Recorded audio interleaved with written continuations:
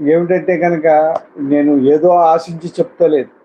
First నేను ఏదో ఆశించి మాత్రం చెప్తలేదు. ఏంటంటే అందరూ బాగుండాలి, అందులో మనం ఉండాలనే ఉద్దేశంతో మాత్రమే చెప్తున్నాను. ఆ! ఏంటంటే భగవంతుడికి పెట్టుకునే మొక్కు మనం తీర్చాలి. అది తప్పదు. అది అమ్మగారు పెట్టుకున్నారా, నాన్నగారు పెట్టుకున్నారా అన్నది కాదు.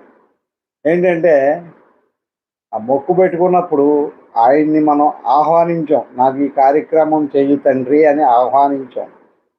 ఆహ్వానించి ఆయన్ని పట్టించుకోకపోవడం వల్ల కొన్ని రకాలైన ఇబ్బందులు కలుగుతూ ఉంటాయి. భోజనానికి పిలిచి మీరందరూ భోజనం చేసేస్తూ ఉండి వచ్చిన వ్యక్తి భోజనం పెట్టకపోతే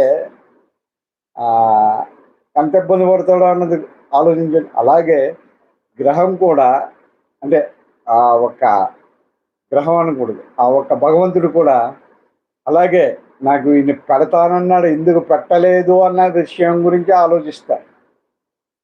ఆయనకి ఇవ్వాల్సింది ఆయనకి ఇచ్చేసామనుకోండి,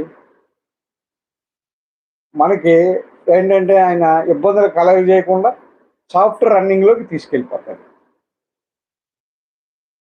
అది నా ఉద్దేశ్యం. మరి మీ ఉద్దేశాలు